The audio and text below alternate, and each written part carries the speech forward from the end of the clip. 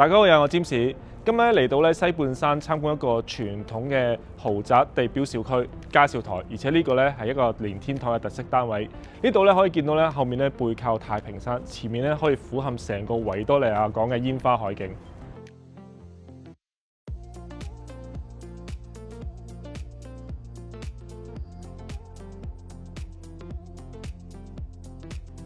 喺玄關位入嚟啦，可以見到玄關位嘅空間都比較多咧，側邊都可以做啲櫃嘅。首先我哋睇右手邊嘅廚房位置啦，咁本身都係一個梗廚嘅設計，都係有窗，兩邊嘅工作台面咧，咁我見到好多業主啦都會有機會喺呢度做咗一個開放式廚房同客飯廳連為一體，咁空間感就大得多啦。咁入到嚟客飯廳咧，成個客飯廳都係長直廳嘅設計，咁好在咧佳兆台嘅戶型咧係比較通透，兩邊都有個對流窗，飯廳可以擺喺度做一個飯台啦。咁嚟到客廳呢邊咧，咁佳兆台雖然唔算一個好新嘅樓，但係勝在佢喺舊樓之中佢個窗戶嘅面積係比較多，因為就算你一個靚景嘅話，你都有一個觀景窗啦，先可以把攬前面成個咁靚嘅維多利亞嘅煙花海景。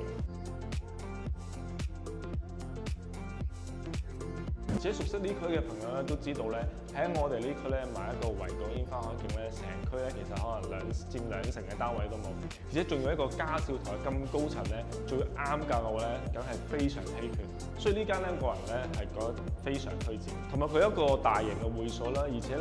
最好就係佢屋苑有穿梭巴士，因為成個西半山嘅屋苑總共都係大概6-7個屋苑先有自己嘅穿梭巴士嘅啫。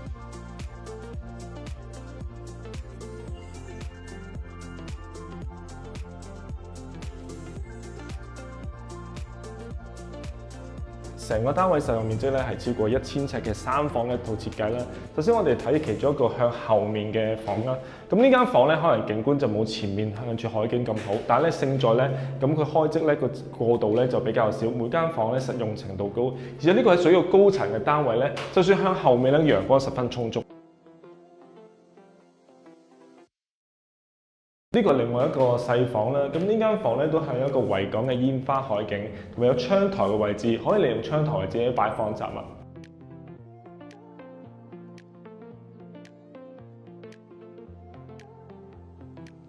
咁就係主人房嘅空間啦，佳兆台就係出名實用嘅。咁如果喺中間房個大床每朝起身望出去就可以望到成個維港嘅煙花海景，側邊都係好多空位俾你做衣櫃啊、梳妝台之類。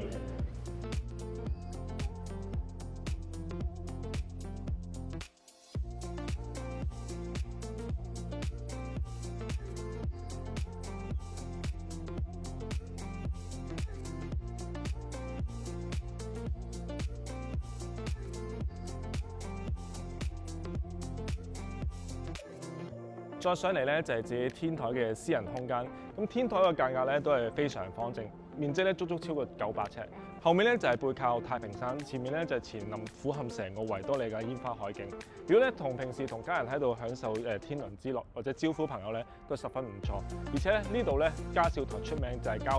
交通配置、地理位置11校網。如果有興趣睇樓或者攞多啲資料嘅朋友歡迎聯絡我。影片途中已經有我電話 number， 歡迎大家繼續支持我，訂閱、點讚或者轉發俾你朋友。我哋下次再見。